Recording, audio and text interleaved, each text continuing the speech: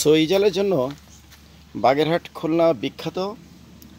এই রকমের বাগেরহাটের যারা চইঝাল লাগায়, এই দেখেন, এই যে নারকেল ওরে কি বলে, সুপারি গাছের শিকড়ের ভিতর দেখা যাচ্ছে এই চারাটা কিন্তু চইঝালের চারা। এই যে এই শিকড় দেখছে, হ্যাঁ, এরকমের প্রত্যেকটা গাছের গোড়ায় চইঝাল গাছ লাগা দেওয়া হয়।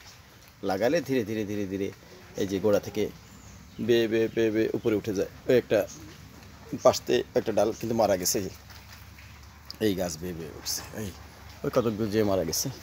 আর এরপর হচ্ছে একটা বড় গাছ দেখাচ্ছি। আমি জিজ্ঞেস করলাম, এটা আমার বনবাড়ি, যেটা কত আগে লাগানো, বললো যে 2 বছর এটার বয়স। ওই যে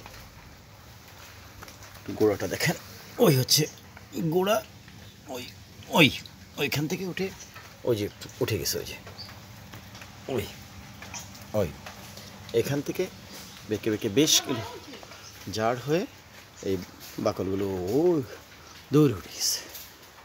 এই হচ্ছে বাগেরহাট খুলনা সাতক্ষীরা অঞ্চলে বিখ্যাত সইজাল গাছ। এটাই অত্যন্ত সুস্বাদু একটা মশলা।